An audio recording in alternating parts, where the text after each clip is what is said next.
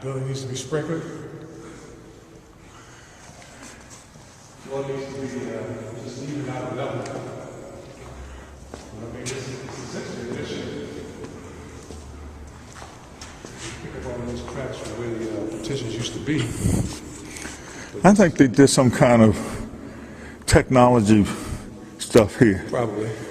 Because this is not walls. No. Yeah. It was some type of Racks or what have you. For computers. yeah. And the computers of that time, because this building, you say, it's been unoccupied for 15 years. So, At least 15. yeah, so, you know, they were big, heavy monsters. Yeah. But I'm gonna tell you, yeah, because it was a telephone company, you know, Right. a switching station. Exactly. And they had telephone operators and the whole bit. Right. I'm gonna tell you now. I'm recording our conversation. Okay, good, good.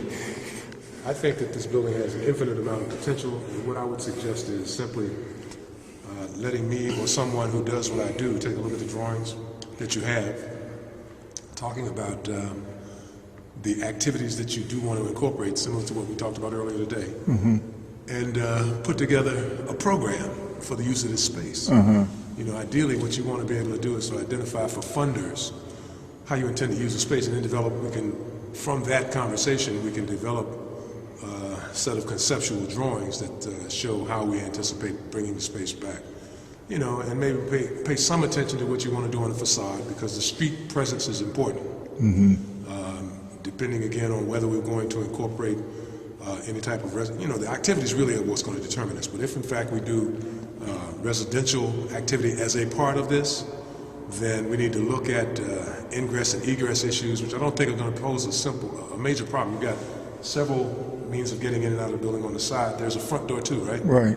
Yeah, so I think that we could probably break this up in such a way that you can compartmentalize activities, so that what happens on maybe the first and even the second level could be separate and apart from what happens on this upper level, which in my opinion would be the most desirable level if you do residential development.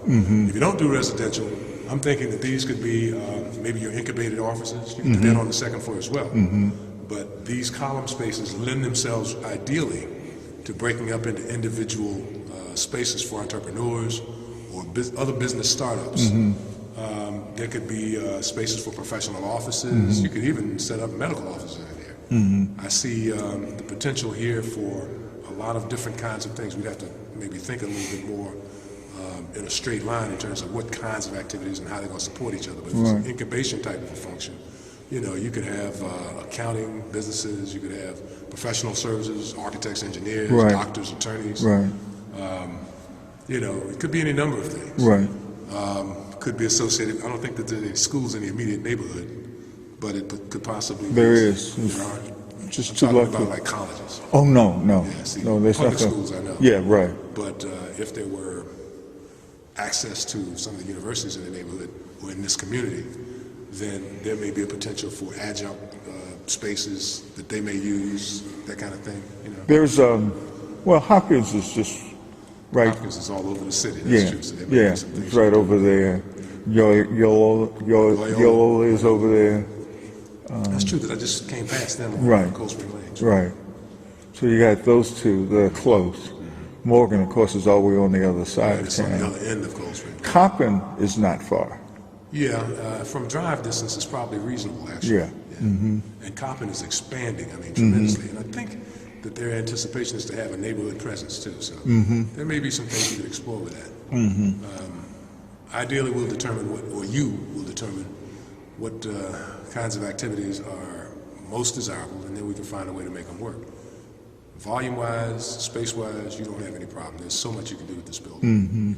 I think that the mix of uses is pretty important in terms of what you want to do. You'd have to make some analysis, you know, in terms of what works best. So that might entail doing some kind of a feasibility study, just to determine what types of activities work best. Spatial analyses, things like that an architect ought to be able to do for you. But off the top of my head, I see some type of a food place where people can come and eat, you know, and drink and be merry kind of thing. So a little cafe or maybe some place that sells alcoholic beverages on the very bottom level. And other activities that might be associated with that, of course, a restaurant. Or you could have, I don't know, there's always a need for storage. And so there could in fact be space to support the activities of the functions that are going to occur on the upper levels. Or you could set it up so that it could be rented out because you got plenty of volume. And storage makes money. So maybe something like that. So just some thoughts initially off the top of my head. But certainly the building, in my opinion, is very much is a good candidate for rehabilitation. You know, the building structurally seems to be ideal, even though there are some leaks, which I'm not totally conversant with, but I'm of the opinion that because this is a flat slab, poured-in-place concrete structure, that the remediation that's required for this building is not going to be earth-shattering. I can't say at this point what the square footage says, 30,000 square feet. About 10,000 per floor. Okay. Again, there's a lot to be done. Just so much can be done. Yeah. So, some effort probably should be taken to put some type of preliminary cost analysis together in terms of what's going to take to restore the building. As I see it, the power systems are probably all going to need to be installed new because I see no evidence of any lighting on this floor. So I assume that all that's been stripped out. Probably the panel that exists in the building is probably inadequate for the type of use that we've applied to it now based on the square footage. So all of that I would expect to put in new. I know we talked about energy efficient systems, so you may want to look at solar, and you talked about geothermal. I'm not as aware of geothermal, but certainly if we can find a way to harness solar energy for added power generation, or we could do some type of a cogeneration thing, but there's an initial first cost that's a lot higher with regard to that. And dealing with maybe selling something back to the electrical company, getting off the grid, which might make sense. You got all of this roof surface. You got exposure to the south, so it seems to me that we could put an array or several arrays of collectors up on the roof and find a way to generate all the power that you need and heat the building that way too.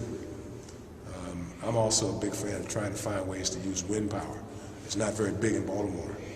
I think that since you don't have anything above us, I'd have to find out what the zoning is to see how high we could put a structure on this roof. So we might be able to put some type of an antenna or some type of a wind-generating propeller on top of this roof, or a series of those. So maybe we could develop a wind cogeneration farm on the roof in concert with some solar collectors. Okay, so there's possibility that all that could happen. I'd have to look into it a little further, but I think that the potential is here because you got 10,000 square feet of roof surface. That's a lot. Yeah, I know. The other thing that I'm looking at, though, is that at this part of Cold Spring Lane, the street's not as wide and the traffic issues are a little bit tight. Rush hour traffic. You only have really one active lane in each direction. Correct. And I doubt that we're going to have any ability to do anything to impact the size of the street. The right-of-way is what it is. But the fact is that it's essentially a residential street. And I surmise that what we're dealing with here is putting a commercial activity at the end of this residential street. It's going to, if we're successful, it's going to generate a great deal of trips, which means the traffic that, although it's already bad on Cold Spring Lane, it's only going to make this considerably worse. Now, do you know what the zoning is right here, right now? They say R5. Okay, we'll verify that. R5 does not in and of itself preclude any type of commercial development. Whatever development you do here is going to be some form of mixed use. It might be several different kinds of commercial activity. Conceivably, it could be residential and commercial, and I think that might be